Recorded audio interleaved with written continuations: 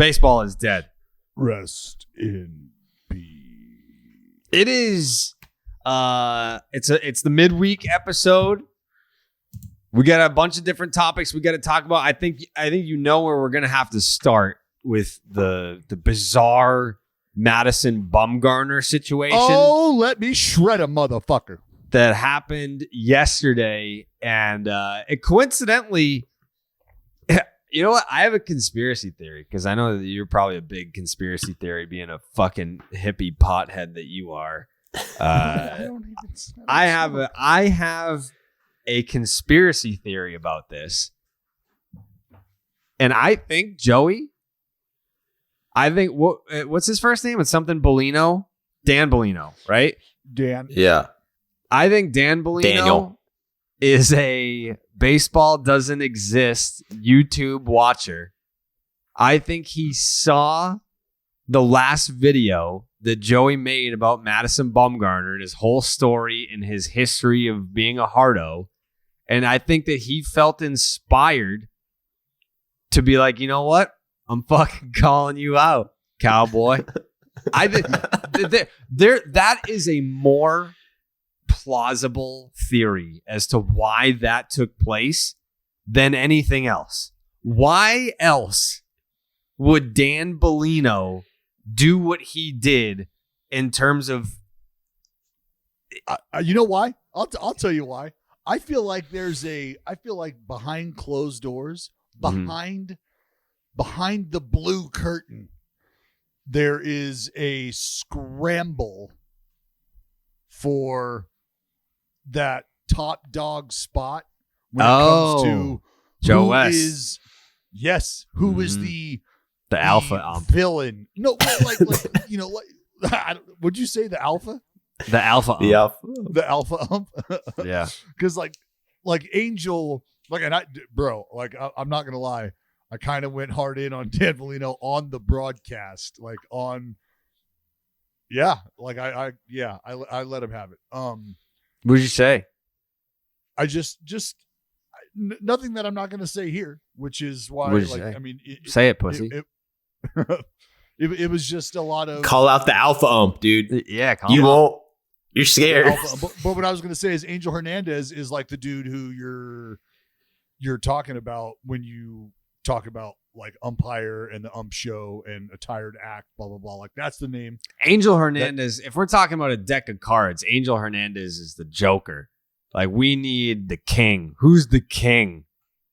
And Dan Bellino wants it to be him. I don't know if it's gonna be him, but he's coming trying. For the crown. Yeah, coming for the crown. Yeah, and you know who else? There's another guy out there who tries this shit, and it comes off horribly. It comes off terrible. Adrian Johnson. I don't know who not that is. Like it's just he's got a he's got a look at me vibe too, and it's not yeah. I get a kick out of that though. I love the ump show. I've said this a million times. If umpires got every call correct and didn't have egos, it would be boring. Like, I love the fact that umpires are like, do you know who the fuck I am? And everyone's like, no, not really. No. Also, when they I enjoy when umpires get calls wrong because I enjoy knowing that I still care that much to lose my mind over injustice against my baseball team. That's part of why I don't want robot umps calling the balls and strikes. I don't want it. I don't need it. I want to be angry. It is nice to have an excuse. Oh, we lost. The fucking guy blew it, dude. Yeah. I mean, I can't tell you how many times I watched like a Braves game and just be like, we're getting fucked right now. And then like the next day go to one of those Twitter accounts that has the scorecards and it's like, no, actually we're like got helped. We're like plus one run. Yeah, the Braves got like plus 1.5 runs because of the home plate umpire. Yeah, not a good place. I just like as far as the Dan Bellino thing, it's for me. Who do you think you are, dude? Who do you think you are doing that in that fashion? Like, bro, nobody that bought their ticket that day to come to the ballpark bought it to come see you, to come watch you. So 13 pitches into this game, the Diamondbacks have to get a new pitcher into the ball game. There's 13 pitches into the game, bro. Right. I'll tell you what happened from the umpire's perspective. Me. Okay. Because I kind of know the umps. I kind of. No, yeah, absolutely. We're kind of same cloth type thing. Because what Jared was saying, I think a more conspiracy theory that makes more sense is that Bumgarner saw my video and was like, all these clips are from the Giants. There's no like Bumgarner Diamondbacks freaking freak out. He's only been ejected once to his whole career. That's just surprising. Mm-hmm. He was fucking pissed before the game even started. There's like videos of him getting pissed at warm-ups, like mad at himself. So he starts talking shit, and he was like going after the home plate umpire for one call that was obviously a ball and was like, fuck you. Yeah. And what I learned is that the home plate umpire was like a rookie. It was like, it's like his first year or something. So Mr. Dan Bellino, he's like, hey, I'm a man. I'm 40 type shit. Like he's like, you come after the veterans. You don't come after the young guys trying to intimidate the young guys. Because Bumgarner knows he's young. He can scare him into calling. So Mr. Dan Bellino at first base stare him down. Teach him a lesson. Held his hand too long. It's a tired look for the umpire to be doing that, to be inject. You shouldn't be having a conversation about the dude, period, straight up, for any reason. For any reason. Like, if you've done your job, you're invisible. And why are you, like, the fucking long eye contact? Come on. That's the thing. He didn't have a conversation. He just stared at him. Yeah, there should be no eye contact. He's rubbing his fingers. Like what I said on the air was, like, you hit a homer off me and you stare at me, you make eye contact with me, flip your bat, and you never break eye contact with me. That could be conveyed as making it personal, right? You're probably making it personal. Mm-hmm. You hit a homer off me and you want to turn around and throw your bat out of the fucking stadium and do cartwheels all the way down the first baseline, and like, go for it. But you're not making it personal. Like, you haven't essentially looked at me and told me to go fuck myself with your eyes. Like, you're not doing that. So all good. But you make eye contact, different story. And that's exactly what he did. That's what he continued to do. He maintained it to an uncomfortable level. And you know really, the craziest part? He legitimately wanted to shower after. Like, Bellino said after the game, there was a quote. He was like, I don't think it had nothing to do with the hand check. He was like, it was a normal hand check. We do it every inning. He was just mad about some other thing. Here's the thing: is I have video of the hand checks, and you can watch this tonight as you listen to this podcast today. Watch the games tonight and watch how the hands are being checked. It is a 2-second interaction. Wipe the hand, see you later. Like, and this is the thing.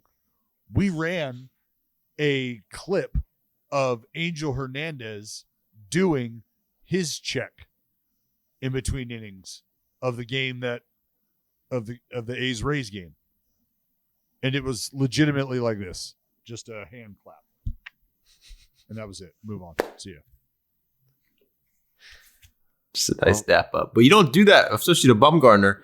We talked about it last week. He's from Bumtown. It's just where he's from. Yeah. Just all Bumgarners walking around. You touch another man's hand for that long in Bumtown, you're getting rocked. That doesn't fly. Mm-hmm. If Dan Bellino wanted to tell everybody that he was a palm reader, like, sweet. Just give us the address in the offseason and I'm showing up. I'll do it. Yeah, so the theories going around right now, like, I think it would make sense if perhaps Mad Bum saw the video, but there's no way that dude has a smartphone. I don't think he has an internet connection. I don't know how he would have seen the video unless someone came up to him with the laptop and put it in front of him and was like, hey, man, you got to watch this. Like, that's the only way that he saw that video. Yeah, I mean, they do that. They would do that for him. Yeah. Look at this. Yeah. I think that does happen. Like, I feel like, remember when you had your Dialed In with Dallas Braden radio show, and then I gave the whole pump up speech about the Milwaukee Brewers, that clip got ripped and they played it in the fucking clubhouse. Yeah. Like, that stuff does get around. And I mean, I would be fascinated to see Madison Bumgarner watching a YouTube video about Madison Bumgarner. That's just fly on the wall shit that you would pay a premium to be able to witness. But yeah, it's almost like you put out this video and it needs another chapter. Like, that's going to be like a big chapter in the Madison Bumgarner antics story was this incident with Dan Bellino. I'd have lost my shit too. Are you kidding me? Like, that's the whole thing, is like the whole ump show. Like, what? Come on, man. You got to get out of the way. You got to stop.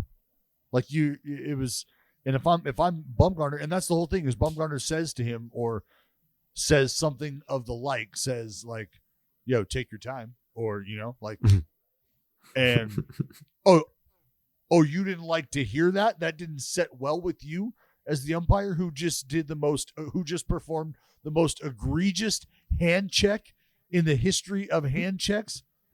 Like, buddy, it's not, like, come on. Like, it was preposterous. Yeah. Truly preposterous. Oh. You don't think your apartment was just like surprised? Like, damn, you got some big ass hands. Madison.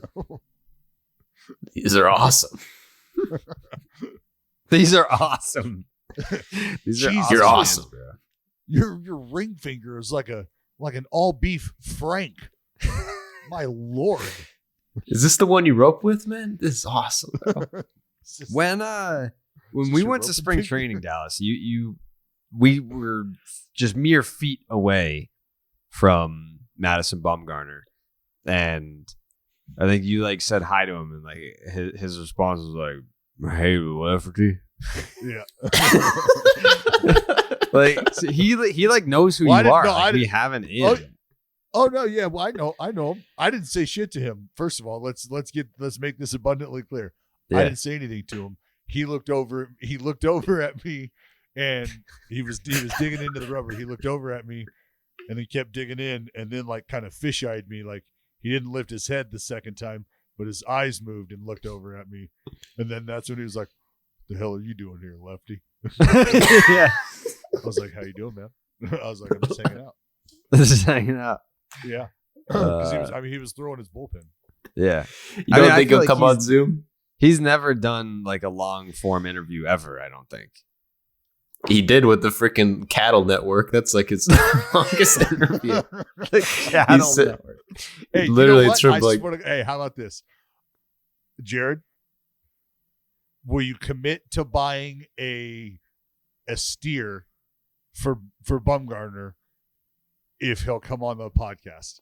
How much are its steers? We could get a decent steer. I'm guessing for like $2,500. $2,500? Yeah. Can we get somebody to look that up right now? Can we effort that? How much is just like some kind of auction house? Where's he live? Bumtown. Yeah. In Arizona. Where the fuck is Bumtown? North Carolina. Kakalaki. In North Kakalaki. He's got a couple properties though, bro. Yeah, he's I know, all over. No, he that's all that. Yeah, he buys land. Yeah, steer $2,500. Yeah, I would. Yes, yeah, I would buy a steer for $2,500 in exchange for Madison Bumgarner to give us an hour. Dude, he has plenty of steers. Yeah, but I mean, it's a gesture. It's like the offering of a, like. Do you know nothing about goodwill, Joseph? Yeah. Jesus. Yeah, it's like a blood sacrifice. But I'm saying don't get the wrong one because he's got standards. That is true. Like, what if What if he was like a whiskey guy and we gave him like a cheap ass bottle of whiskey? Like, I'm sure that there's standards within the cattle realm. You know, he sells cattle for a living. He sells them? He and his family have like his wife and his wife's dad. They got like a little business going. They sell beef in his hometown. They got like a restaurant. You go in there, get some freaking beef, get out. Get some beef and get out. Are you serious? Because if that's the case, I'm dead ass. Then, you know, maybe the steer's not going to resonate the way it's not really going to hit the way I thought it was. Yeah, it's not going to move the needle for him. That's tough. Well, I don't know, like what kind of gesture would move the needle for Madison Bumgarner at this point in his career when he's made his money and he's got his hobbies and like I don't know. Do we get him like a golden lasso? A good get him a good roping horse. Hmm. Yeah, that's we gonna got to do cost you something. a lot of money, though. How comfortable would you be approaching Madison Bumgarner and asking him to come on this podcast? I would be more than comfortable. Would you? Yeah. All right. Because I would be totally okay if he were to just go, absolutely fucking not. Yeah. It'd be worth it for him to say that. Yeah. Yeah. Fuck no. Yeah. Hell no, lefty. Hell no. For sure. All good. I don't think he does Zoom, bro. He's probably not on Zoom. Yeah, I don't think he's on yeah, Zoom. it's gonna. We'd have to do it in like, person. We're gonna have to, sit him down in front of somebody. Like, I'd fly out for that. No questions put the asked. I'd laptop fly on out the for back that. of the rope and steer. What do you think the DraftKings Sportsbook would have for odds on Madison Bumgarner agreeing to come on this podcast? Whew. Oh, I mean, if they, well, I don't know how to comment on that, Jared, without splitting both sides. Well, you want to welcome business, but you also don't want to deter it. You don't want to steer business away. Like they would do very well. I would plus 2,500. They know the odds. They know the odds. Plus 2,500 or worse. I think they would have to. No, you want to knock it down. That's not good. Yeah, I mean, I'm just saying. You do? Yeah. Why not? Why wouldn't they be? Why not? Well, either way, you can slide into stacks of cash this baseball season with DraftKings Sportsbook, one of America's top-rated sportsbook apps. New customers can bet just $5 on any team to win and get $150 in free bets no matter what, win or lose. Looking to turn a small bet into a big payday during MLB season? With DraftKings same-game parlays, you can do just that. Create your own parlay by combining multiple bets like which team will win, how many bases will be stolen, total runs, and more. It's your shot at an even bigger payout. DraftKings is safe, secure, and reliable. Best of all, you can deposit and withdraw your cash whenever you want. Download the DraftKings Sportsbook app right now. Use the promo code Jared, Jared. Bet just $5 and get $150 in free bets no matter what happens on the field. That is promo code Jared at DraftKings Sportsbook.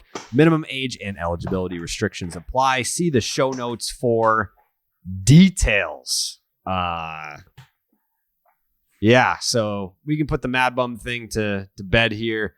There's one thing I did, you were mentioning talking about on the broadcast, Dallas. What was that? 2 nights ago? Not last night, the night before. I was watching the Oakland A's versus the Tampa Bay Rays, and it was a 5-2 ball game, I want to say, in the 9th inning. And Mike Zunino comes up to the plate. Former college roommate of my buddy Brian Johnson, who's the lefty. We're taking on for the Twins. Red Sox. And Mike Zunino comes up and just fucking series. destroys this pitch. Was it Trevino pitching?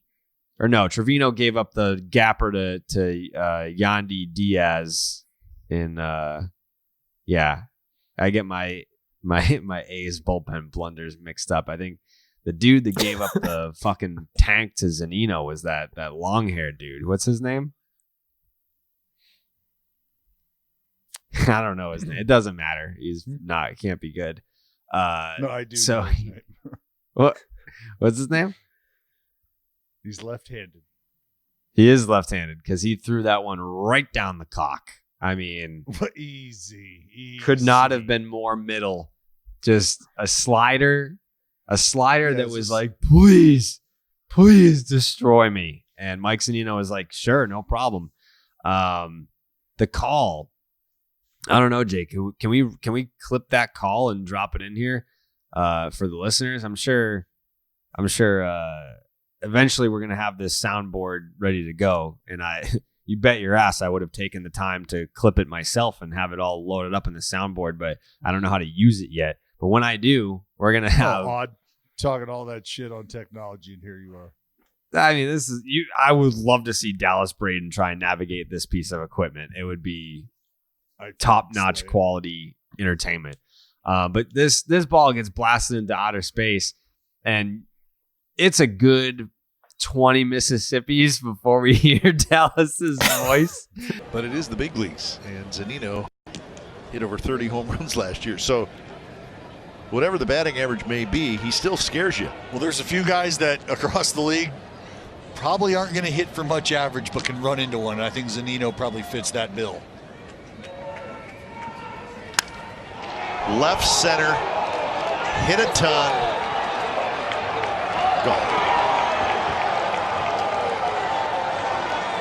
Zunino a 2-run homer, and we're tied at 5.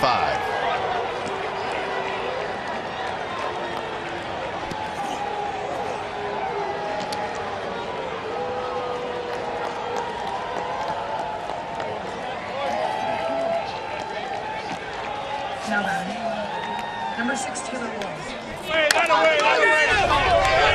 So let's see where the pitch was. It was a slider, you can see. It was dropped right over the plate. Well, the difference between that and the one that Zunino swung and missed on was just that. This one a little higher, and because of that, never made its way back to Sean Murphy. So just for the people that are, curious about like the behind the scenes of baseball broadcasting, like what's going on there? Like, are you cough buttoning your reaction? Are you just kind of like looking down at your, like, what are you doing during that time where you're not saying anything after a huge moment in this baseball game? I'm what you call letting it breathe. yeah. You're giving the moment some space. Yeah, you gotta step back because you gotta let back and hear the audience at home. The audience at home has to hear the roar of that crowd at the fucking Coliseum. Buddy, in that moment, there's no roar that I'm letting come through the TV. Like that. No. What you're letting happen is you're letting everybody come to terms with what has happened on their own, because we all arrive there differently, right? And we all get through those types of things differently, right? And so for me to narrate the moment is useless because everybody is in a blind rage at that moment. Yeah. So I could be giving away my social security number at that moment in time, bank account numbers, all that shit. Nobody's hearing that. Yeah. Nobody's hearing any of that. So yeah, it is a legitimate, like, hey, you just kind of absorb the moment because it's heartbreaking. And honestly, like, that's part of the theater behind it. But dude, yeah, it doesn't ever feel good. Why doesn't NBC Sports fucking Bay Area, right? Bay Area Sports, NBC, whatever the fuck. What combination of the words that I just used is it? Yeah, it's that. NBC Sports Bay Area. NBC Sports Bay Area. Why don't they have a Dallas cam for moments like that? Like, if this season is going to be as brutal as it's going to be, why wouldn't they at least, like, that would be the most viral clip of the night. Like, fucking, Joe Schmo giving up a fucking cock rocket to lose the game is not going to do numbers on a local network social media account. It looked like. It and I'm not lying to you. It looked just like this, because if you go back, like, we were talking about all the swing and miss that Mike Zunino has been experiencing. He's like 5 for 44 with 20 some odd punch outs. Like, it's just been bad for Zunino. And and I was like, but the dude can run into one. And if he barrels it up, I was like, it's trouble. And here came the slider. He barreled it up and he hit it, and I just went like this.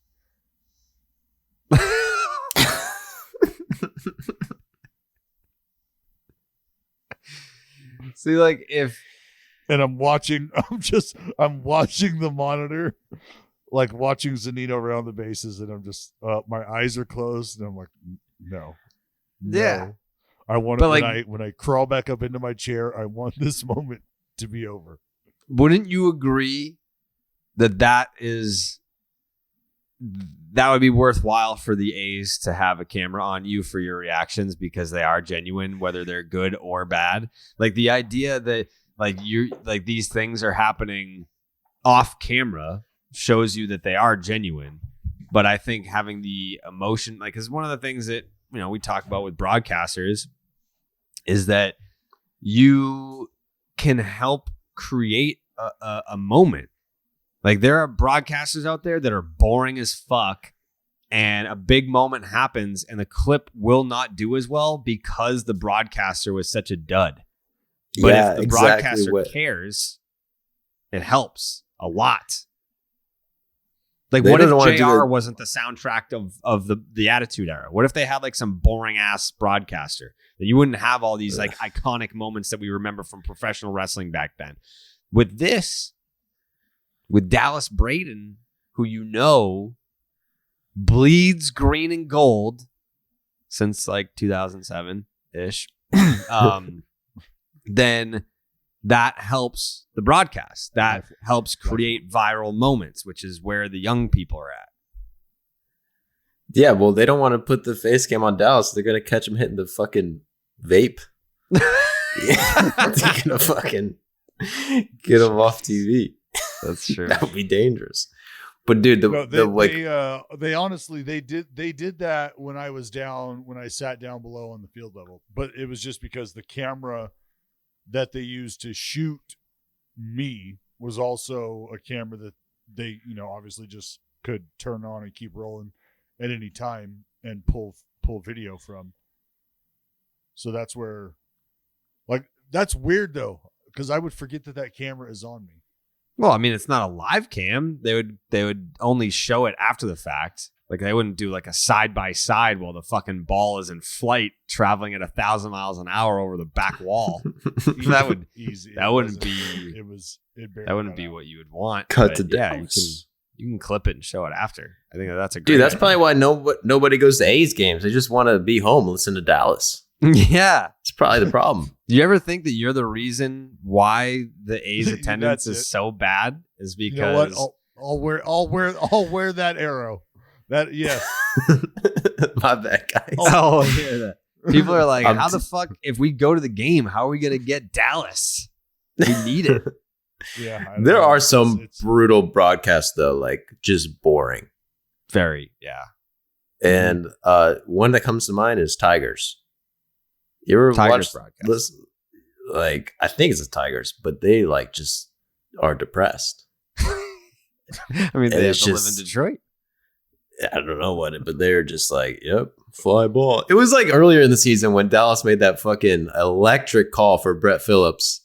That electric call. And then like half the people who posted that Rays broadcast. And they were like, good catch by Phillips. Phillips tracks it down. It's like, what are you doing? Yeah. That's right. Like there's a healthy medium. I think. When you go too over the top sometimes, I happen to like Matty V a lot, but sometimes he'll fucking have the microphone in the back of his fucking throat and screaming, and I'm like, all right, we all love Shohei, but it was in front of the goddamn warning track, Matty. Shohei. Yeah. Which kind of I guess brings us to John Sterling, who's a legend. John Sterling can fuck up every home run call for the rest of his career, and I will still love that man. It was tough. It was a tough call. He's He's now done it twice this year. Have you not seen this, Dallas? Again? I haven't seen it. Oh my God. It was way worse. It was way worse, dude. It was way better. What, this one is worse, Joey? Yeah, this one. Yeah. He's done. God, he's already had 3 of these in the last 8 months. I've probably seen it and have just chosen to scroll past it because I think people are just making fun of him. No, I didn't make fun of him. I said God bless John Sterling. I don't believe. See, Susan was making fun of him. She was giving him attitude. She was tired of it. Yeah, Susan was like, Susan was? He fucking caught the ball, John. All right, here it is. Pitch, 1-2. Swung on in the air to right. Back goes Stanton on the track at the wall, leaping, and she is gone. It is a home run. They're all waiting. And why are they waiting? Because Stanton caught the ball. And coming off the field is Chapman. Stanton never threw the ball back in. No, Stanton just robbed Chapman of a home run. Wow. What a play by Stanton. No. It wasn't even gonna be a home run. Yeah, he fucked up every single part of that. It wasn't a home run. He didn't rob a home run, and he threw the ball in. Because he caught the ball. Yeah, this is like because he caught the ball, John. It's like they're a married couple. Yeah, this is the other. Oh my God. The inning. The runner at first is Hicks. Here's the 1-0. Swung on, there it goes. Deep left center. That ball is high. It is far. It is gone. Buck caught. This is one from last year. We could all only hope to be doing our job for so long that you're allowed to make those kinds of mistakes. And, yeah, sure. And you're loved for it. Yeah. This one was my favorite. That's how good he has been. This one was from last year. I can't have all this John Sterling. Ball is hit in the air to deep left. That ball is high. It is far. It is gone. Unfortunately, that was a replay of the home run. He was watching the replay of a home run that Judge hit earlier and then called it again. So there was two The home funniest part runs. about that is that he's on the radio, so the people listening didn't even see the replay. Right. Right. There was no replay. Yes. So You guys are fucked. I'm not being, there were people that were genuinely being mean, like, oh, like he needs to retire and like he needs to do this and that. I was like, I love John Sterling. It's funny. Like why can't people laugh at something like that and just have fun with it versus like calling for a man's job and saying that he's senile and needs to be in a retirement home? Who's doing that? People are doing that? No. Fucking No Twitter. one's doing that. Twitter was being very mean about John Sterling. Come on. Crazy people. See, that's what I mean. You can't be doing that. Like the dude Can't be doing that. The guy is an icon. Like there should be a statue of him right now. He should be around to see the statue. Yeah. Yeah. I mean, who is going? If you had like an option of broadcast MLB Network, I know he's on the radio, so you're probably not picking radio, but if you had to pick, everyone's picking John Sterling. For what? To listen. If you're going to listen to a Yankees game, where you're going to pick, yeah. Everyone wants to hear it. Yeah. Shit is fire. And he does catchphrases. Shit is fire. The Grandy Man can. Yeah, he's just. I love me some John Sterling. Like, put it this way.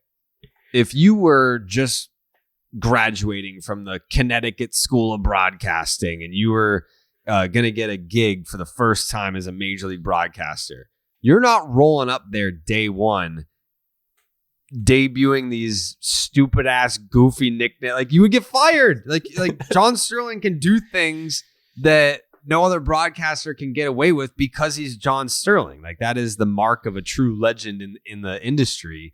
Like, if you were doing that, people would be like, what the fuck is this guy's deal? Like, you're just rolling out these weird ass nicknames that the players don't even know about.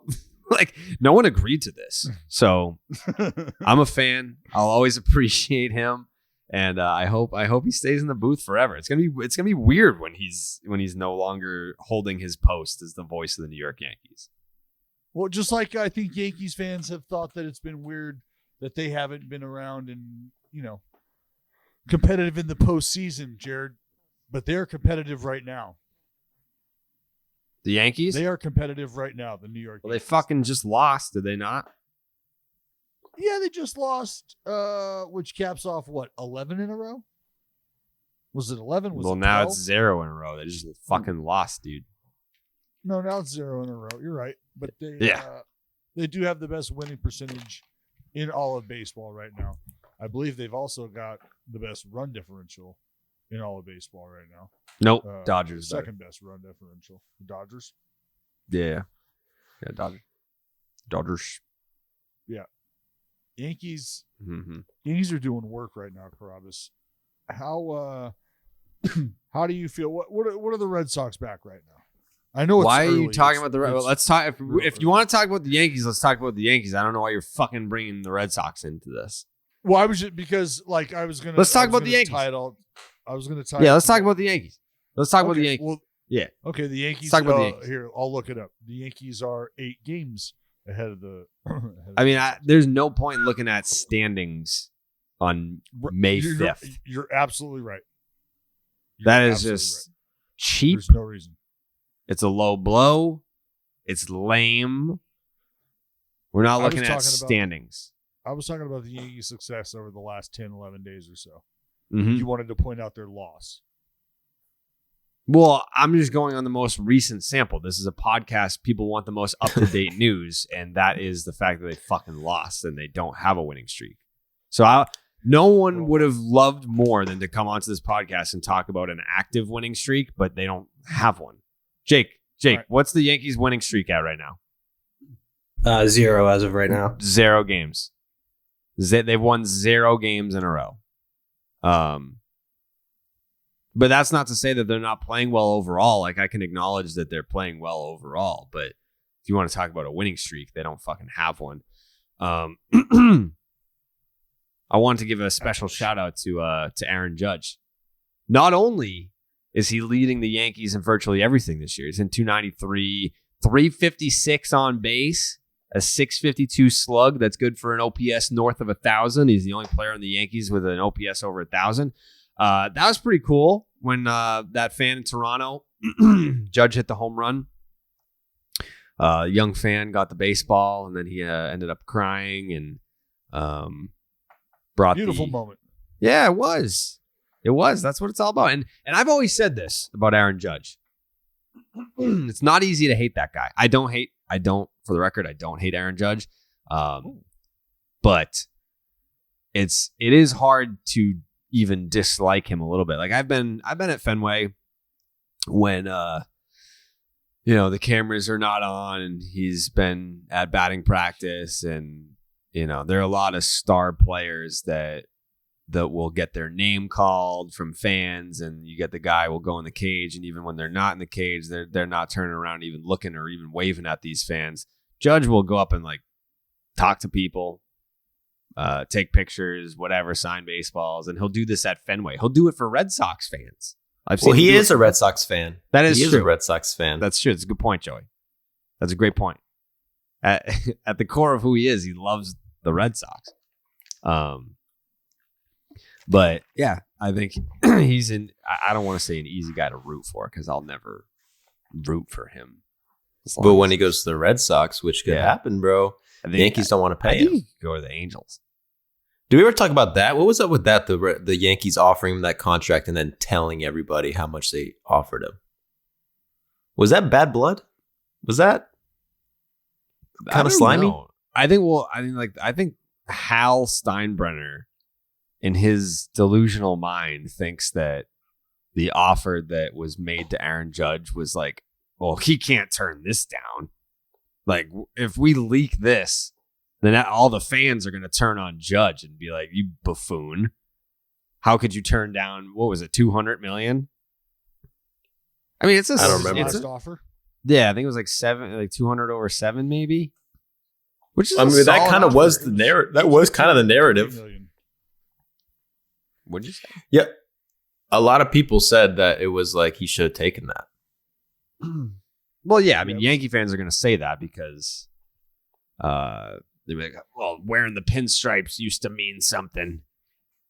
Mickey Mantle would have taken that offer. Yeah, he would have. You think Jeter would have turned down that kind of money? No chance.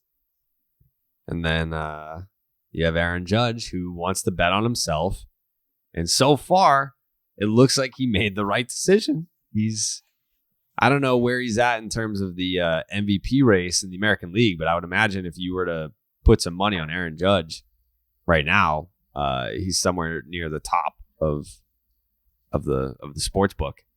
But yeah, I mean, so I was asked about this, the sustainability of the Yankees' success, and I think, which is why the Yankees would be wise to make something happen with Aaron Judge.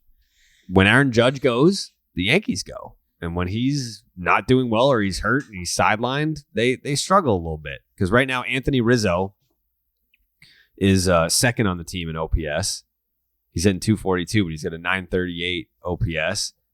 Then you got fucking 9 or 10 homers, right? Yeah, he's got fucking 10 bombs. Marwin Gonzalez has an 872 OPS. That's not sustainable. Tim LaCastro is next. That's not sustainable. DJ LeMahieu is better than what he's performed at. Giancarlo Stanton, how the fuck does Giancarlo Stanton have a 733 OPS? What are you talking about? Every time I look up, this dude is hitting fucking laser beams either into the seats or off walls, or like the ground balls that he hits are all 7,000 miles an hour off the bat. Like there's no one that's like lighting it up right now. Like even like Josh Donaldson. Josh Donaldson is hitting 214 with a 697 OPS. Whenever I watch the games or the highlights, it doesn't look like that. So this lineup, this offense is heavily anchored by Aaron Judge. Oh, he's right in the middle of things. But the idea of the reason it goes and doesn't go is because even with him right in the middle of things, like the production, when you really kind of dive into it, like what's Gallo hitting? Like 200? Under 200? Gallo is hitting OPS 188 with a 631 OPS. He objectively is not good. So swing and miss there, right? Him and Stanton have punched. Guess what his strikeout percentage is? Well, him, Stanton, and Judge. Guess what is what? His strikeouts per plate appearance. Who? Joey Gallo. Yeah. Oh man. I don't know. Probably like what? Like fucking. I don't know. 1 every 2. Every other. It's a percentage. Give me a percentage. 50%. Joey. 42%. Jake. 48. It's 41.1%. Bruh, I win. He strikes out 41.1% of the time. I mean, Judge is at 30.4. That's fucking high. But wow, there's a lot of swing and miss in that lineup. Like just 50% was just a ridiculous guess. Was an astronomical guess, and I was only 9% off. Yeah, you're pretty close. The team as a whole strikes out at 22.9% of the time. So there's a lot of the thing I would worry about with the Yankees, if this ball is actually as dead as people say it is, that would probably hurt the Yankees about as much as anybody, because they just have boppers. There's no one bunting in that lineup. No, there's no one just moving it around. But flip side of that is they play in a Cracker Jack box. Mm-hmm. Yeah. So could you also argue that if anybody's going to be able to sustain or be able to weather this dead ball storm, it's the Yankees? Yeah, well, I guess the thing that I wanted to do in this Yankee conversation was give credit to, because when you think about the Yankees, what do you think? Oh, the Bronx Bombers. You think about the offense, you think about the homers. Their rotation has been really fucking good. Thank you. Yeah, you have like Nestor Cortez, who is my guy to start the American League, start for the American League at the All-Star game. Jameson Taillon, former friend of the show, doesn't like us anymore, but that's okay. He's got a 2.84. Jordan Montgomery's got a 2.88. The fourth best starter on the staff is Garrett Cole. And then you have Luis Severino, who is coming back from 3 years worth of injuries. I totally forgot that he played baseball, but he's got a 3.75 with a FIP of 3.88. So pretty true. Pretty true. Garrett Cole has a 3 ERA, but the 3.92 FIP suggests that he is not that good or as good. Wow. But everyone else is pretty true. So yeah, I mean, and you got guys in the bullpen. What Chapman's just still doesn't have an ERA. No big deal. Mm-hmm. That's crazy. Michael King is disgusting. Been pretty tasty out of the bullpen. 17 and 2/3 innings, 25 punchies. Did I see that somewhere that Michael King has the highest FWAR of all relievers, and it's basically doubling up the next best reliever? Possibly. Yeah, it's been stifling. He's been tasty. How insane is it that Chapman doesn't have an ERA like this? Being a closer is it's like no one ever says you're good at it. Yeah. The guy has an ERA under 3 every year, and but he has one bad week every year, and it's like, this guy fucking sucks. I mean, earlier this year, everyone was saying that. What was he doing? He could remember the pitch comp didn't work, and he blew it against the Orioles. Yeah. Yeah. The split is just man, if this pitch, I think about Kershaw developing the slider and how that allowed him, he became a different type of Kershaw, a different version of Kershaw. And Chapman, over the course of the season, I'm really curious to see what the numbers look like. He's given up 3 hits this year. I was just gonna say he's only allowed 3 hits. I don't even know if they have I don't even know if they have a batting average off him, let alone an ERA. Yeah, he's averaging an inning per outing, and he's appeared in 11 games? Yes. He's appeared in 11 games. He has 6 saves, 9 1/3 innings with 11 strikeouts, 3 hits allowed. He has a 0 ERA, but a 3.06 FIP. I don't know how that works out, but really, whatever. I mean, hot take. I would much rather if you could pluck one reliever from the Yankees, I don't care about Chapman's 0 ERA. I'm taking Michael King, and I'm not even thinking fucking twice about it.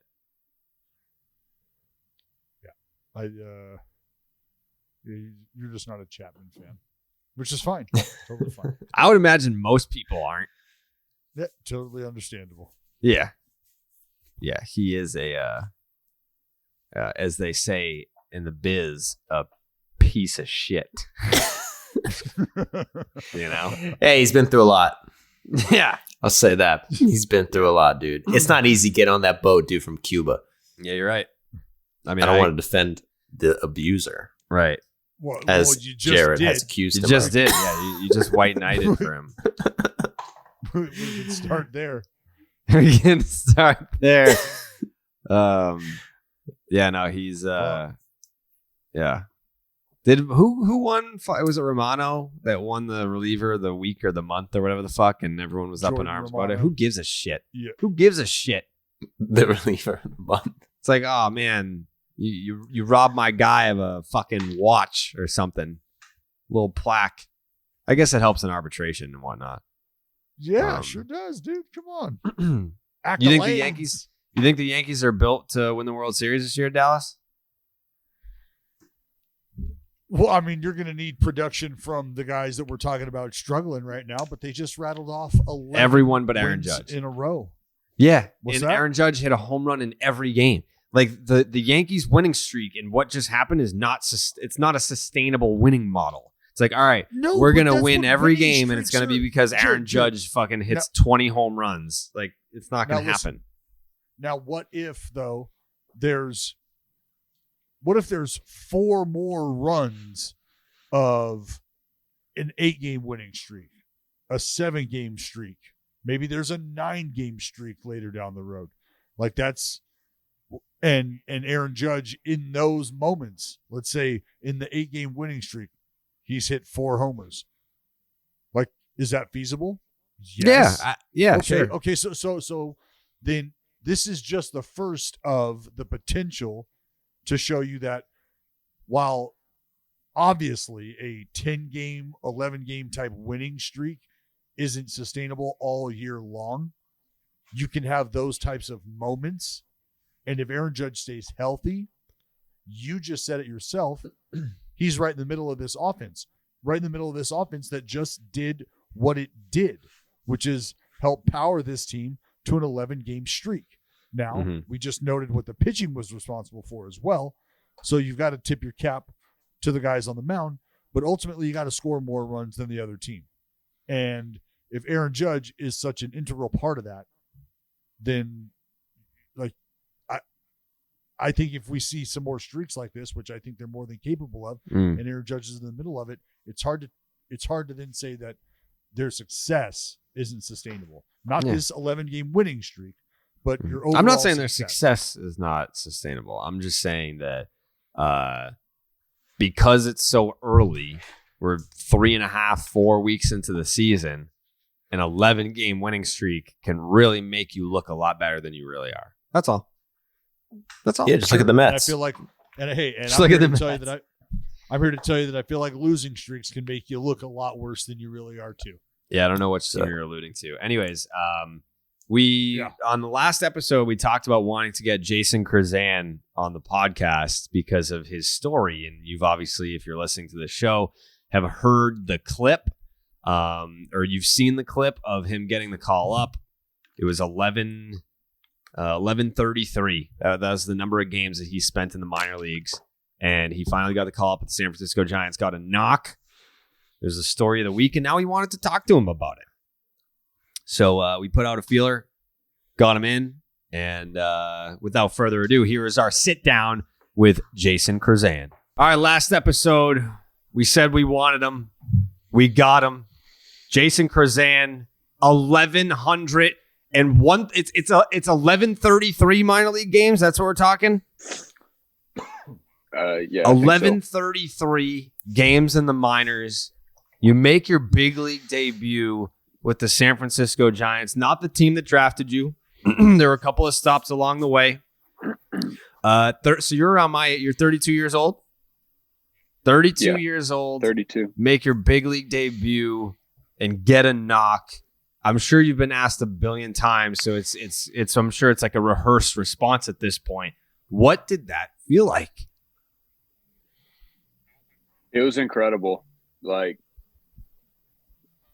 the Giants made it so easy to play baseball. I walked into the clubhouse. I got swarmed by the players. I've played in spring training with all of them the past 2 years, so I know all of those guys. And then Kapler was super welcoming. The coaching staff was super psyched. And then to see the reaction from the fans whenever I got that hit, it was an incredible feeling. Like, I can't describe it. I got the hit, and then I got a standing ovation, and I still don't know why. Like, I'm just here trying to play baseball, and to get that kind of support and love from people you don't know is an awesome feeling. And so it was incredible. That's what I was curious about after watching the clip, because in the clip, it didn't show the video board. Did the crowd know your journey, or did they put like a message up on the big board being like, he's spent some time, like a long time in the minors to get here? Like, was that where the reaction? Because everyone knows, like, you'll get a standing ovation for your first big league hit no matter how long you spent in the minors. But like, did they make it known the journey? I think so. I was trying not to pay attention to what was going on outside the game because, I mean, I was trying to avoid the nerves. Like, I didn't look up at the third deck until I got that hit. Just because in the minor leagues, you don't have 3 decks. You only have 2. So it was just like a regular game unless I looked up at the third deck, you know? So, yeah, I think there was like some stats going on the big board whenever I was playing, but I really don't know. Why do you think, and look, you know why, and I know why, but share with us why you think you got the response you got, not only in the clubhouse, but by the fans. Because I let it be known what I thought on the podcast while we were talking about your debut. And I said, I promise you that clubhouse, they rally around a guy like that. I said, they love on that guy exponentially more than just another call up, just another shot. But why do you think so? You felt the emotion. You were there. And you ask yourself why. But like I said, I think in my heart, you know why. But I want to hear why. Right. Because, I think it's the whole not giving up, like the perseverance and the grit and like pushing through adversity and all of that stuff. Like I've been playing this game for a long time and at the second highest level, and to finally get my shot, like I got a whole lot of it's about time in the clubhouse that you get this opportunity and like it. I think people rally around that because not only is it a feel good story, but it's a story of like persevering through adversity and continuing or like pushing through the grind, not giving up and all that. So people rally behind that. I mean, I understand it's a feel good story, but for me, it's just like, I'm still getting a jersey. Like I don't feel like I'm necessarily persevering anything right now. I'm playing a game, you know? Oh, no doubt. It makes sense because I mean, you've been doing this your whole life, right? Like all you know is how to grind. You know how to show up. You know how to put your head down. You know how to go to work, and you know how to earn tomorrow. That's what you know how to do. Right. And that's what each and every one of us goes through. And there's ups and downs, peaks and valleys in those moments, in those grinds. And you're learning a little bit about yourself, and you lose a little of yourself. And there's a lot that goes on in a regular calendar year, not to mention a minor league baseball year. So that's why the arms get put around you the way they do. That's why the people stood on their feet and applauded the way they did when you get that knock, is because you represent, like, and I hate to like get over the top and sound cheesy about this, but it's really true in my opinion. You represent the American dream, the plight, the journey from where you start to where you want to get. And a lot of people can get derailed in those moments, and you did not. You have not been derailed. 22-6-28. You know what that number means? Do you know what that number means, Chris? What's that? You, my friend. That's you. That's who you are. Employee number 22,628. There's only been 22,628 big leaguers, and you're one of them. And that can never be taken away. Yeah. And that's the representation. That's what people fucking love. So along this journey, like, there's motivation that you're pulling from somewhere. What at your, I don't want to call it lowest time, but at a time where you're like really evaluating shit, what was a huge motivating factor for you? So early on, it was like, I know I can do it. Like, I know I belong in the big leagues. I know I can play in the big leagues. Yep. Like, I've played with all these guys before. It's like, so we're just going to keep going and going and going until I get there. And then I had my son, and now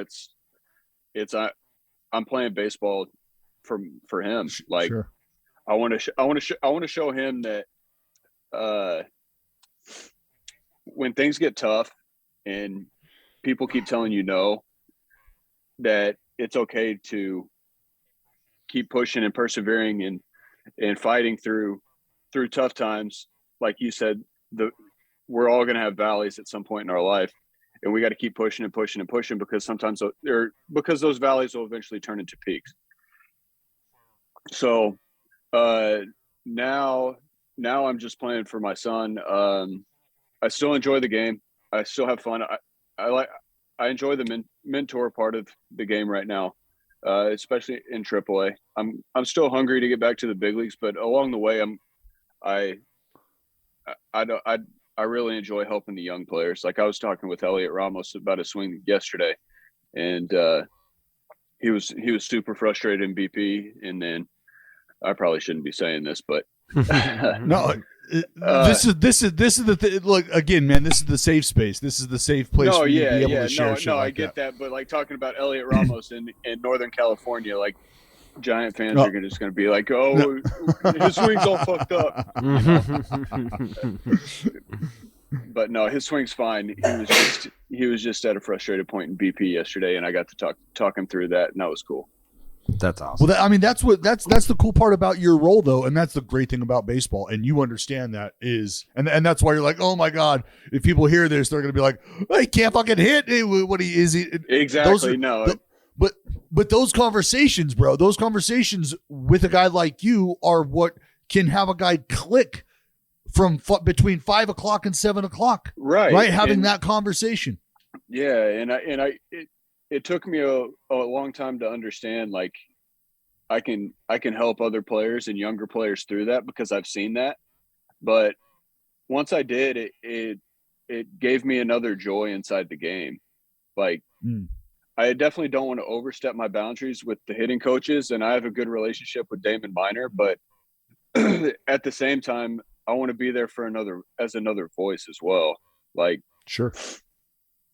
I want to see as many of my teammates get to the big leagues as I can. It's not about me, and that's what baseball's about. Like you got 24, 25 other brothers in that locker room fighting for the same goal as you. Like you want to see them succeed too. And I mean, that's what it's all about. To live the life of a professional baseball player with 11 seasons in the minors, you have to have outstanding support from your family. Can you just like talk about the support that you've gotten from them that has kind of like helped you along the way to be able to continue chasing the dream of getting to the big leagues? Because I feel like if you're just a casual baseball fan, you think, you get drafted, you play a few years in the minors, you get called up, and then you're a superstar in the big leagues. Like they don't hear that side of the story for someone like you. Yeah. My family's awesome.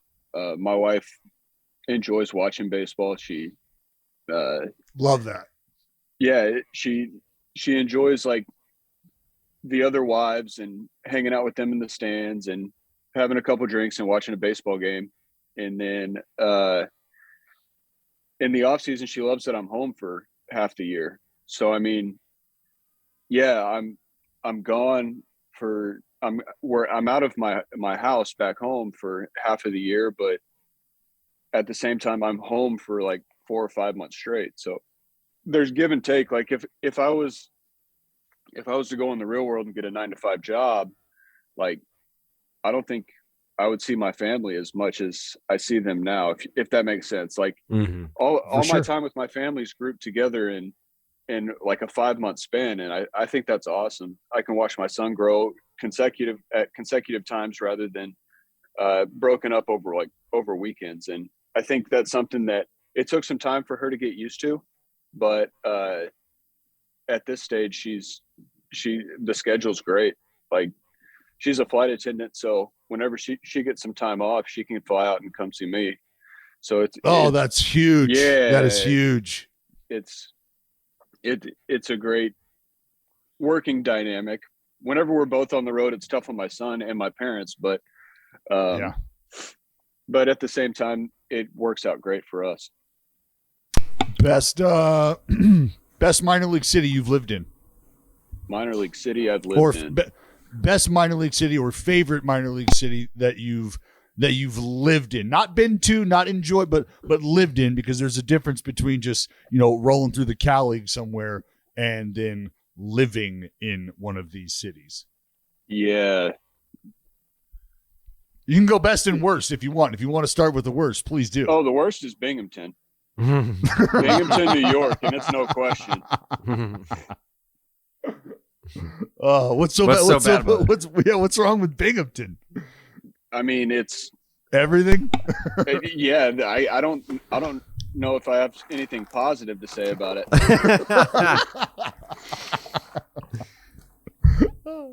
That's great. The clubhouse sucked. The weather sucked. The ground, the playing surface at the stadium sucked. I hit 130 in April, and I almost got released. So it was a dark time.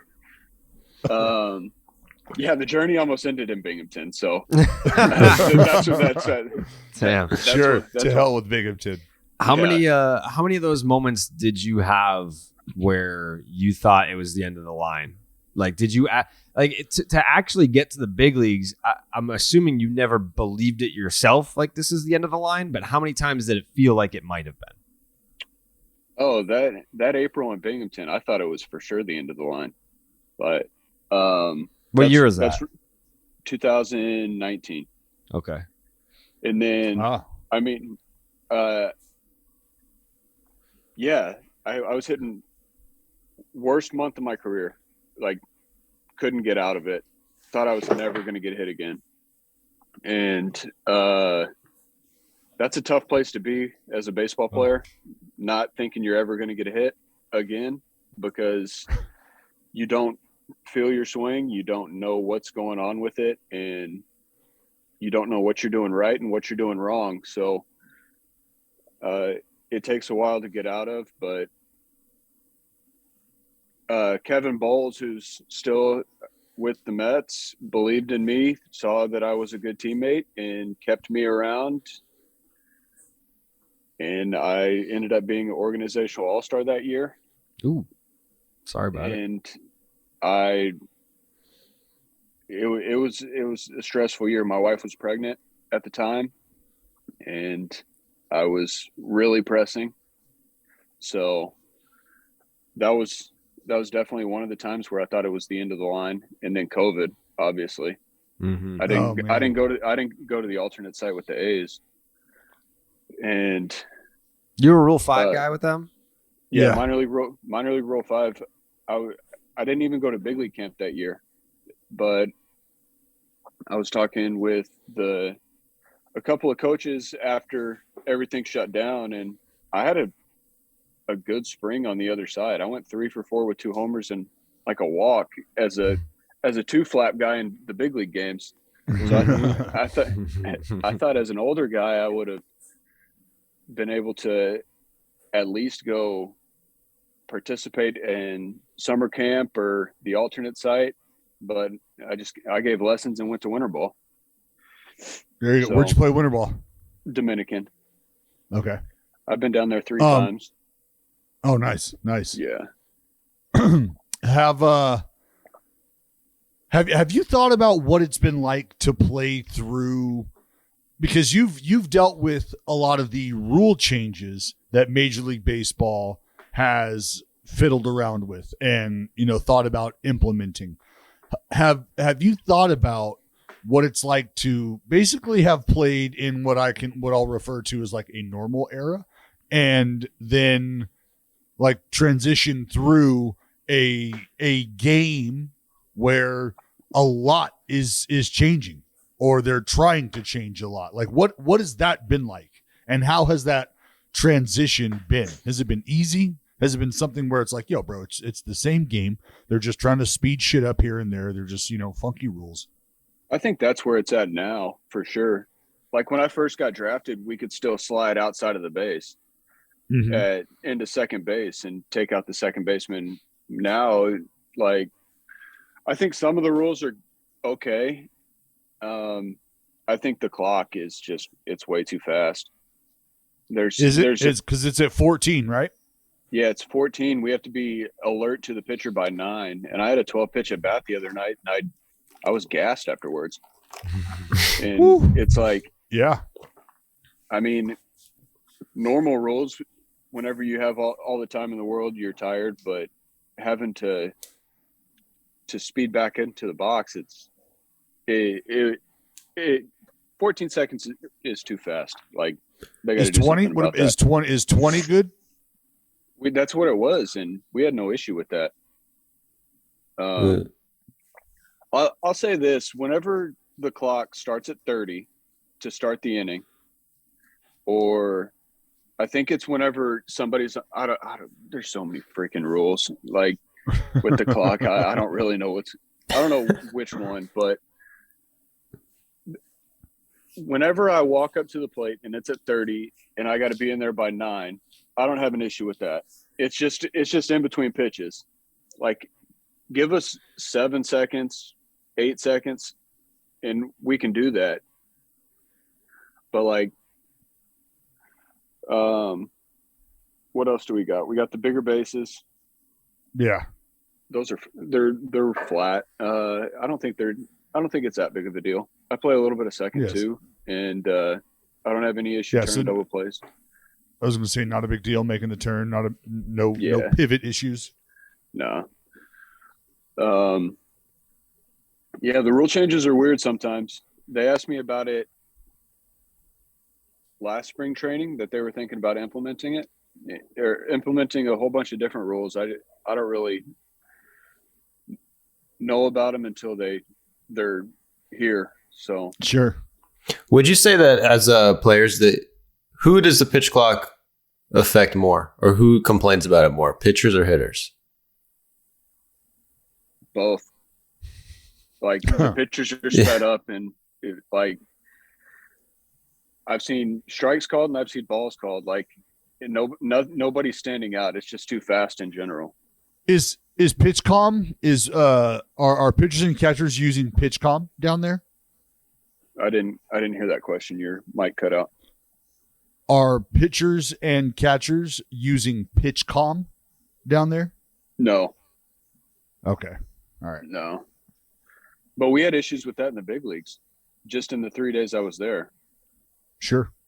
Yeah. It not working, guys not being able to hear stuff. Yeah. I mean, I think it's a brilliant idea, but I think it's also slowing the game down right now.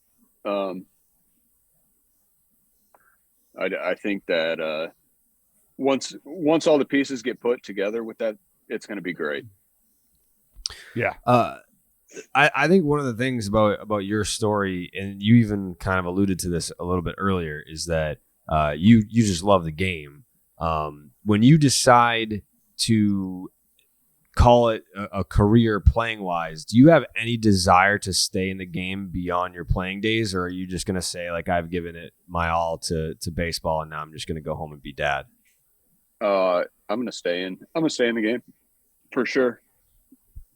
There's not a whole lot outside of baseball that really gets me going, So, it's what I went to college for.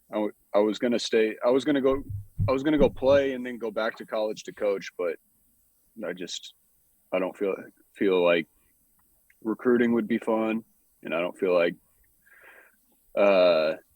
having to volunteer would be fun, because I feel like that's becoming a requirement to be a college coach. But yeah, I think I'm going to for sure stay in the game. Interesting. What has been who has had the biggest impact on you during your career? Because spending time in the minor leagues the way you have, there's a lot of folks who come and go. You probably experience a lot of turnover. You've been in different places. You've heard and seen a lot of different approaches. Who has had an impact on you, and was it a piece of advice? Was it just being like taken aside? Was it just watching them? How did that impact come about? The big, it'd be easy to say like my dad, but I'll stick to somebody in the baseball family. Doug Minkiewicz. He Ooh. was my manager. Oh, Yeah, he was my manager in 2018, my last year with the Tigers. I was supposed to start in Double-A that year, and he was a Triple-A manager. And I think final cuts came down, and he fought for me, and I ended up starting on that team. And so, just having somebody in your corner and knowing you have somebody in your corner gives you a lot of confidence in yourself. And so I was the 25th man on that roster, and playing time was scarce. I think we lost 2 games in Indy that opening series. And then he came up to me after the game and he said, "You're starting tomorrow. Just be ready." And I ended up going 4 for 5 with 2 homers that day. Damn. Sorry about it. And I mean, just him having the confidence in me as a player, just it helped me tremendously as far as that entire season. And I think that's really somebody who's helped me along the way. He was easy to talk to. Office was always open. He had a red ass. He was a fiery guy, but he was a great guy. Mm-hmm. Yeah, he actually, I talked to him a couple of years back, and he kind of got credited for keeping A-Rod in line when he went over to the Yankees, and they were trying to balance out all the egos in that clubhouse. And Minkiewicz was one of the guys that was able to get through to A-Rod because I believe they played like high school baseball together or something like that. Yeah. Minkiewicz is a great dude. So I want to know where you're at mentally in terms of, you've had this long journey to get to the big league level. You got there 3 games, and then it's just right back down. Were you discouraged, or were you still riding the high of getting there in the first place? Like where were you at then, and kind of talk about where you're at today, right now? So, I mean, the media was crazy. Like, I think that that's been the craziest part. People wanted to talk to me because coming through the minor leagues, like, you have a good game and people want to talk to you. Like, it's not, "Oh, we heard about your story. I want to ask you questions about it after every game, regardless of what you do." So, yeah, everything's kind of slowing down now.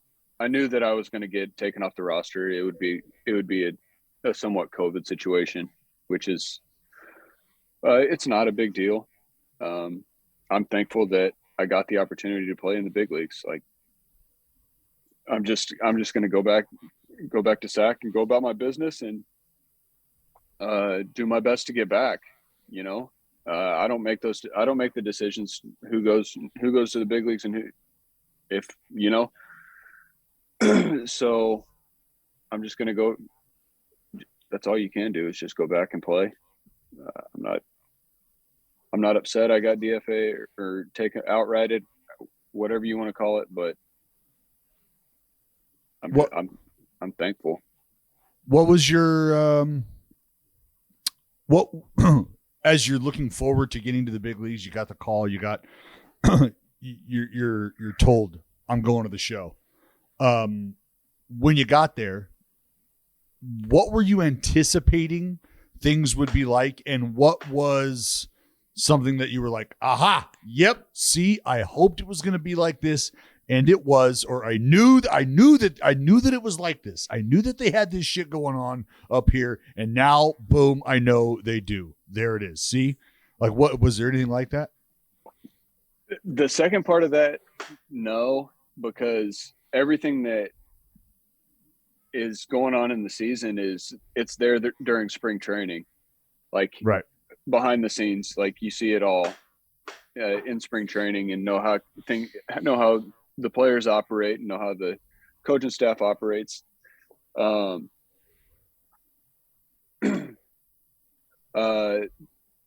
thing that I felt when I was there was I feel like spring training's more stressful than the actual big league games, and I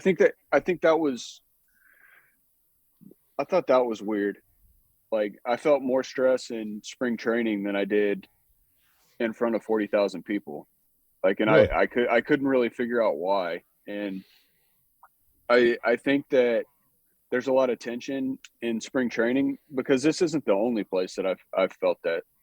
But I think it's people were fighting for jobs in spring training. So like everybody's on edge and trying to perform immediately. And during the season, the focus is winning. Like nobody's really caring about their stats. Like obviously people want to get hits and hit homers and all that, but the focus is winning in the big leagues, and they're doing whatever it takes to win. So I thought that was the coolest part. Like there's not a whole lot of selfishness going on in the big leagues, and I thought that was cool. Yeah. And then the last question that we ask to all of our guests is if you could go back in time. First of all, two-part question, because I want to know who was your team growing up? The Red Sox. What? What Yeah. the hell? Fuck You were me. this whole time? That's Jared's favorite Jesus. team, dude. So big Nomar guy. Yeah, same. Former teammate, no more. So when I was growing up, my street name's Fenway Park. So my parents' street name is Fenway Okay. Park. So I mean I had to. Like it was destiny. Yeah. That's incredible. This whole time we could have been best friends. And this entire time, I'm like, all right, yeah. I mean, like life in baseball. Where's the Red Sox tie-in? I mean, this conversation could have gone complete. All right, so next time we have you on, we're just going to talk about like Nomar and like Pedro and That's Manny. And fine. David. Yeah. Yeah. All right. See Yeah. if we can get him on. Oh, we can definitely do that. David Ortiz, close personal friend of mine, actually. He actually we have sleepovers He can pretty hit often. a little bit. Yeah, he's all right. But all right, so now I'm interested to see the answer to the last question. If you could go back in time in just a standard regular time machine with normal hot tub functions, time machine. just a normal Hot tub time time machine. If machine. you could go back in time to So much any better. moment in baseball history, what would it be? Hot tub time machine. I think the 90s were the most exciting time in baseball. Like a moment, just one moment. A single moment. Mm-hmm. Oh, great question. Hmm. 2004 World Yeah. Series. Yeah. Yeah, like you just want to see the clincher?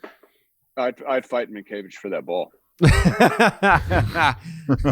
So that must have been cool growing up like a Red Sox guy, and then you got like Doug Minkiewicz fighting for you to get on the roster as your manager. That must have been pretty cool. Yeah.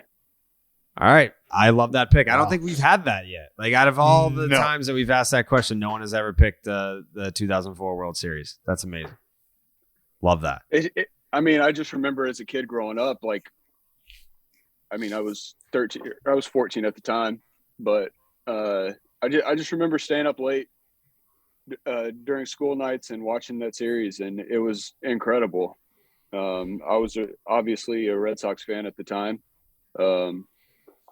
but that was for sure the highlight of my baseball journey, like watching the Red Sox finally win the World Series after all these years. I love that. Jason Krizan, thank you so much for taking the time.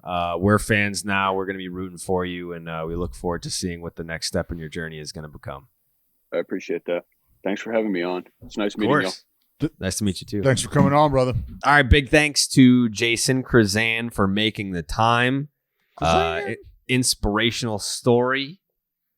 Had to get him on. I feel like we've been hot recently with calling our shot with guests.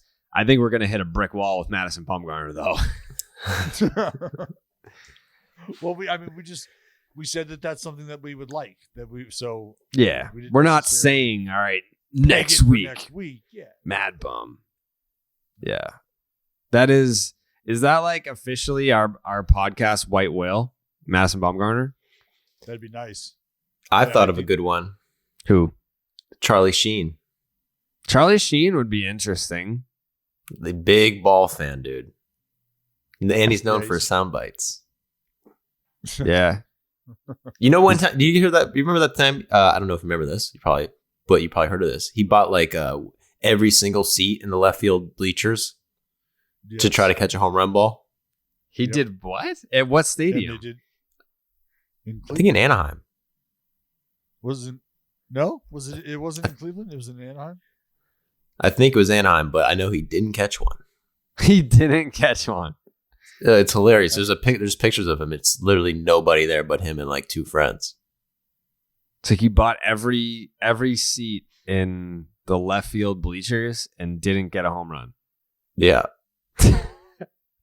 When was this? I want to say 2000, around there. Okay. Late 90s. So before social media. I was gonna say, like, if Charlie Sheen did this within the last 10 years, I feel like I would have heard about this. Oh yeah. Yeah. So he's just like a big baseball fan. He's huge. Oh yeah. You saw him hang out with Jazz. He came to the game and was like just to meet Jazz. Yeah, bro. I almost went and stayed the night at this dude's house in spring training. Charlie Sheen? Yes. When me and Wilson, we lived together. He went. I did not go because I had to pitch. And it's a really good thing that I didn't go because he ended up a little tardy. And I was not tardy. And I was very thankful that I was not tardy because I was not a world champion and all-star like my homie Weeze was. So me being late and him being late looks a hell of a lot different. Right. But yeah. He was a huge, is a huge baseball fan.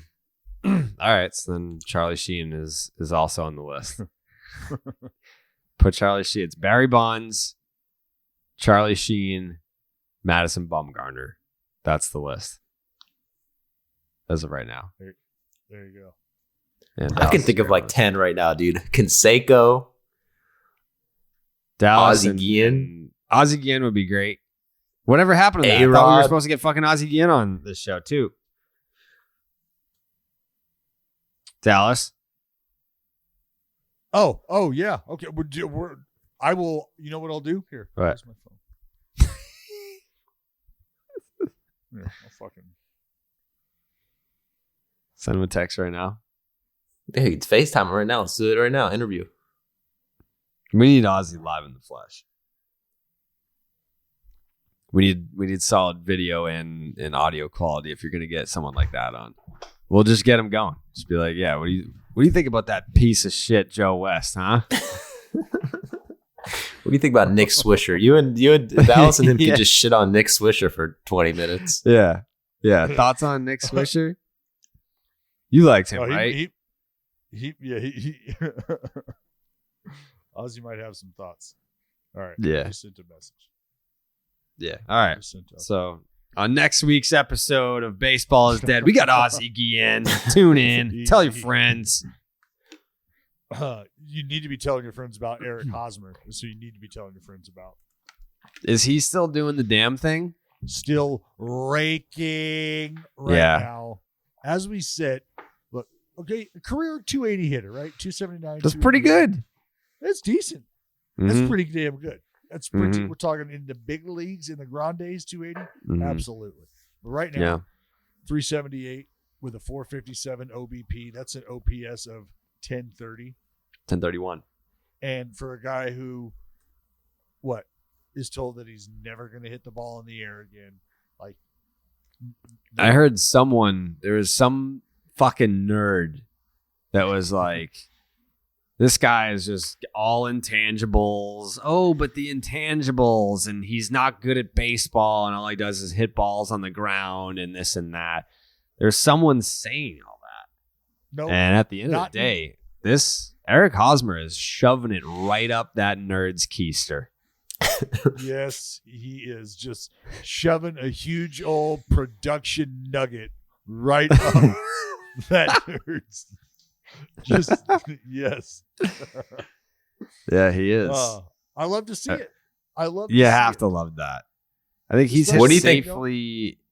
Eric Hosmer has hit safely in Well, look, when you don't have 8 of his last 9. when you don't have your marquee player in the lineup, you're going to be looking for guys to lean on. Yeah. You're going to be looking for guys to step up and produce. Well, I think you can say that about Eric Hosmer. Sure. I think You think can that- say that. You think the Padres are looking at this like he's got a lot of trade value right now? Oh, that is also there's also room for that. Yeah. As much as look, I don't want to talk about that. But yeah, it's possible. It could be a sell high moment. I mean, they've been trying to get rid of him, according to the rumors, for like years. And so if you are finally getting the production that you think you've been missing out on, and you're getting it at a time where your marquee shortstop is out, and the only reason you have a fighting chance is because he, along with Manny Machado, are swinging the bat the way they are you so ready to jettison that off, like to just say see you later to that too?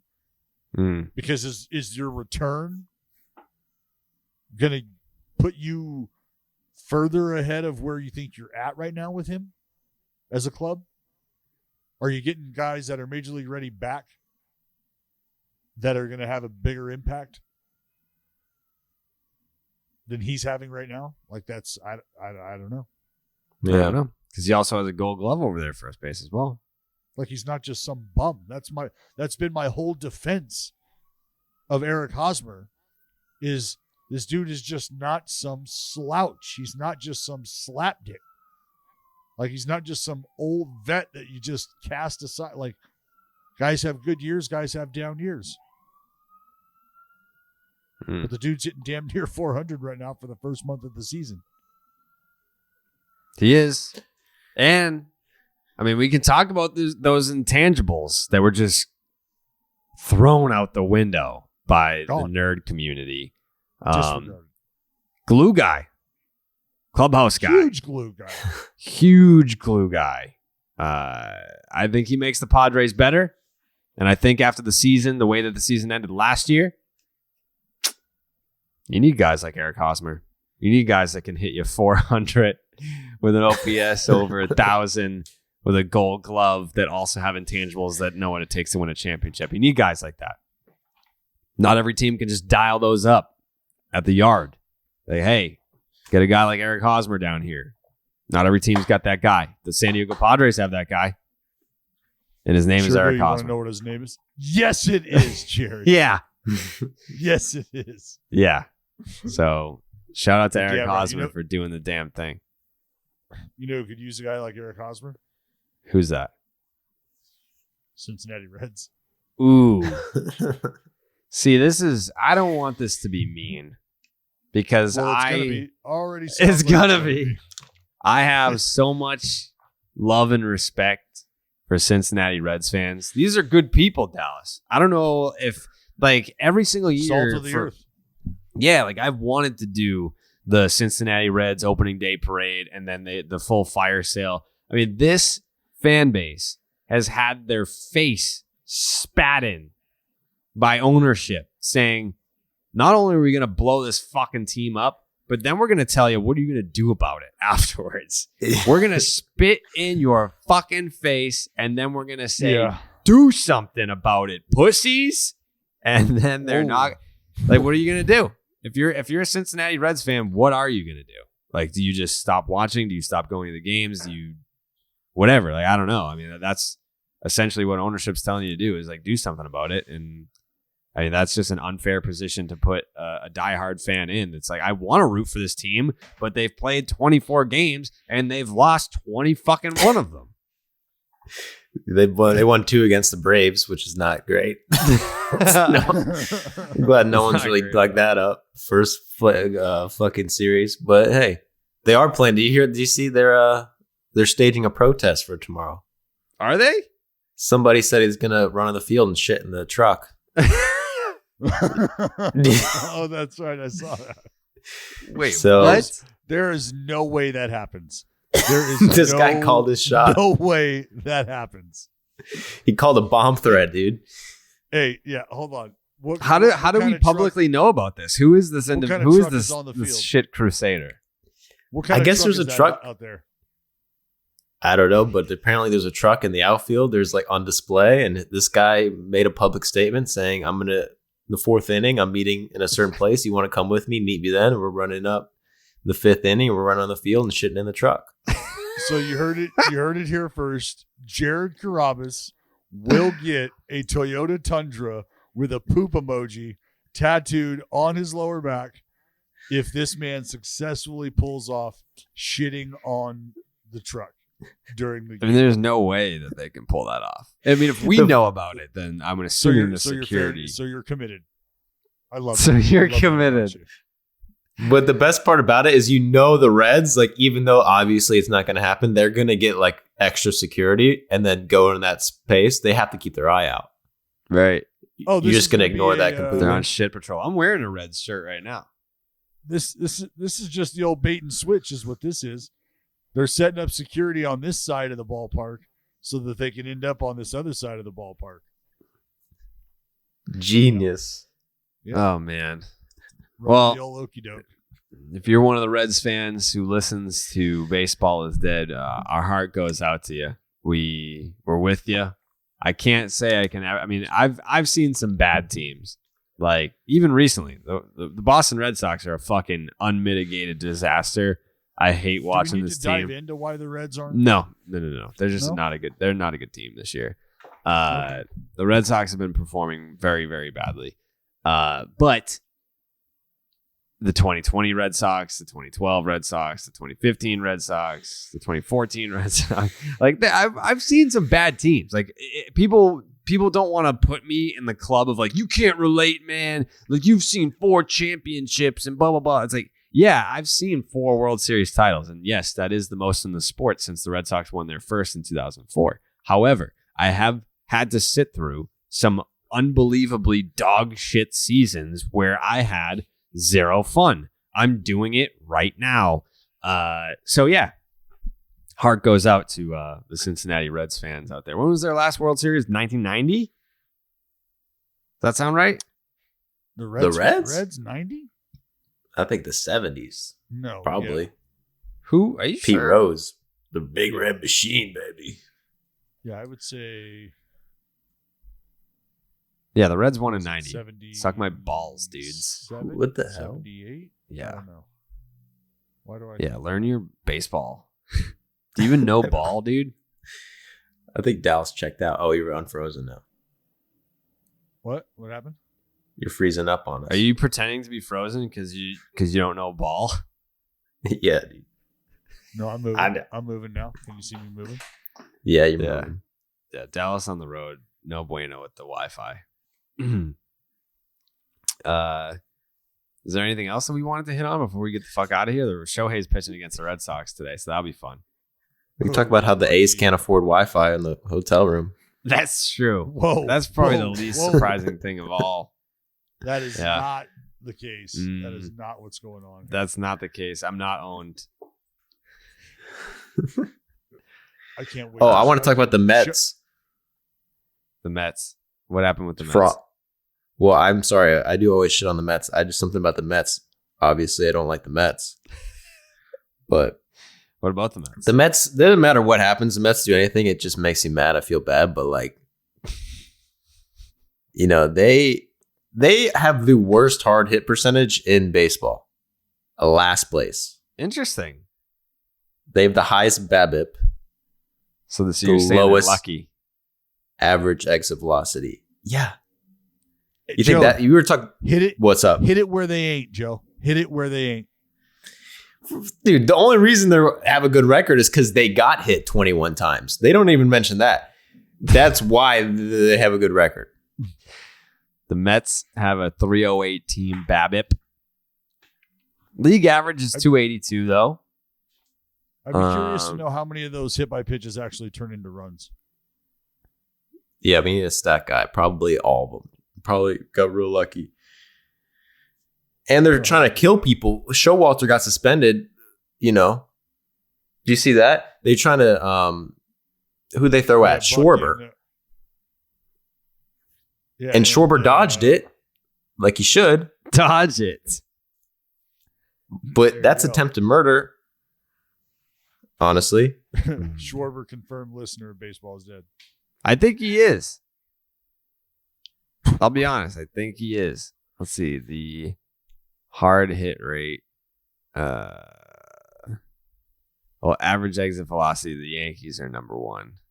The Mets are dead last. Wow. Not They're good. tied with the Nationals for dead last. Not good. Yeah. Red Sox are 9th and the Braves are 8th. Actually, we're tied for 8th. We're tied for 7th with the Angels. 89.5. No, thank you. What just happened? The housekeeper. Oh, okay. Why don't you clean your own fucking house, dude? Yeah, well, I'm not at home, so. That's why. It's a big reason why. One last thing here, Freddy Freeman. Last night, did he hook one down the line? I think they made it like 7-1 Dodgers at the time, beating up on the Giants. He's off to a 299, 386, 483 start with a 156 weighted runs created plus. So I was going to pose the question to you guys. Is there ever going to be a clear winner in this? And I know it wasn't a trade. Like the Braves had to trade with the Oakland A's to get Matt Olson. And the Dodgers had to sign Freddie Freeman as a free agent. So it's not necessarily a who will win the trade discussion, but will there be a clear winner in terms of the Braves went with Matt Olson? That was their choice. And the Dodgers ending up with Freddie Freeman. It's not like, I don't know that they were in on Matt Olson. Maybe they were. I don't know. But which team do you think will ultimately come out in the end as the victor? Or is it just going to be like a situation where both teams win because they're two great players? Well, that's what it's going to be. The difference of is it's going to be measured in a World Series championship. Ooh. If both players, say in a perfect world, both players finish out their career, finish out their tenure with these clubs, whoever wins more World Series, because you've got to believe that both these guys are marquee pieces to their lineups, to their teams. So they're probably going to be playing a huge role in what their offenses do. Both guys are pretty good defensively as well. So what's nice is they're both in the National League. So any sort of silver slugger, any sort of gold glove conversation is going to settle itself every year. Every year, it's going to settle itself. And that's what's gonna be fun too, is side conversations. I feel like the Dodgers could win the World Series and Freddie could just have, bat like 250 or, you have like a bad OPS. Like the Dodgers could do it without him. Well, we all understand context, and that is a extremely fair argument to make should that be the case. Because I do believe that the Dodgers could probably afford to have two guys in that lineup that they quote-unquote rely upon, not perform to their all-star caliber level or MVP level, and still be okay. Yeah, I mean, if Dodgers could win and then Freddie could be average or bad and they could still win. But if you put Freddie being average or bad on the Braves, they probably couldn't. So it's kind of a curve. And I think the main factor is I think the Braves got Olsen for 7 and the Dodgers have Freddie for 6. So we win no matter what. I actually like that logic.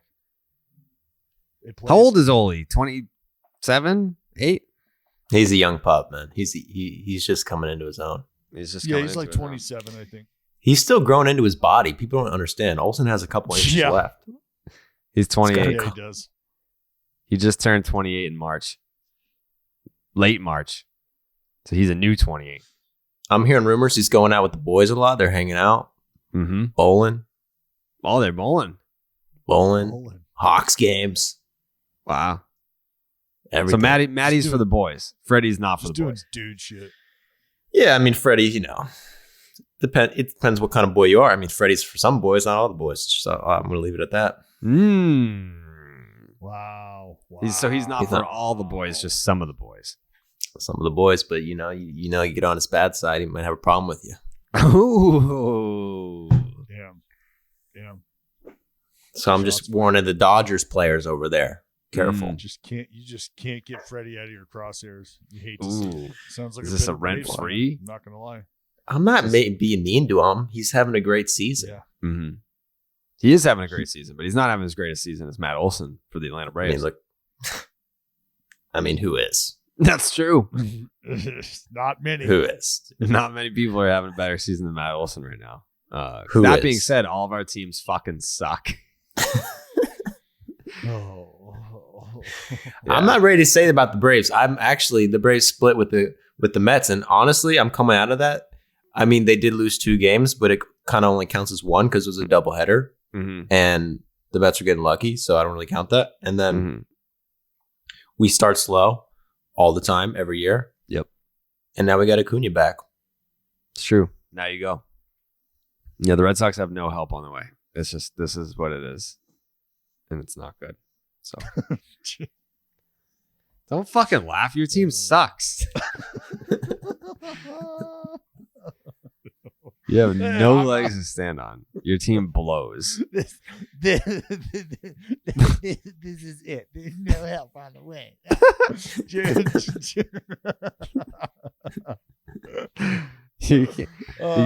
You can't laugh. Your team stinks. There is no help.